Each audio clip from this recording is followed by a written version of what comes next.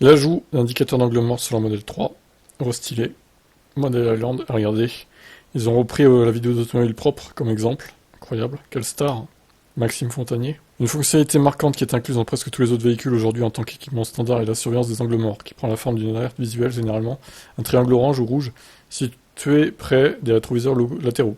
Lorsqu'un véhicule ou un objet se trouve dans l'angle mort, l'alerte sur le rétroviseur latéral s'allume pour indiquer facilement au conducteur de jeter un coup d'œil avant d'effectuer un changement de voie ou autre.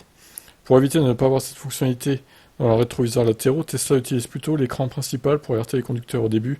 Il s'agissait de lignes colorées rayonnant à partir de l'image du véhicule. Plus récemment, Tesla a également ajouté une caméra d'angle mort à répéteur latéral qui apparaît sur l'écran principal.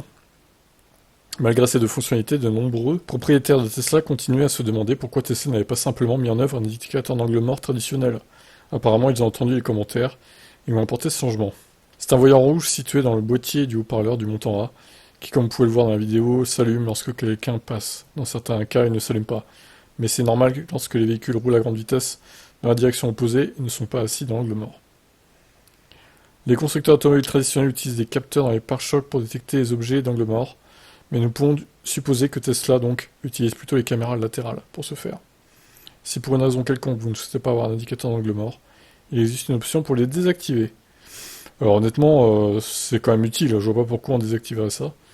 Ça doit rester, pour moi, voilà. Mais donc c'est plutôt une bonne chose, mais en même temps, on se demandait pourquoi, à la base, même l'ancien Model 3 n'avait pas ça quand même. C'est un truc de base d'une voiture, donc maintenant, bon, c'est fait, heureusement, ils l'ont ajouté.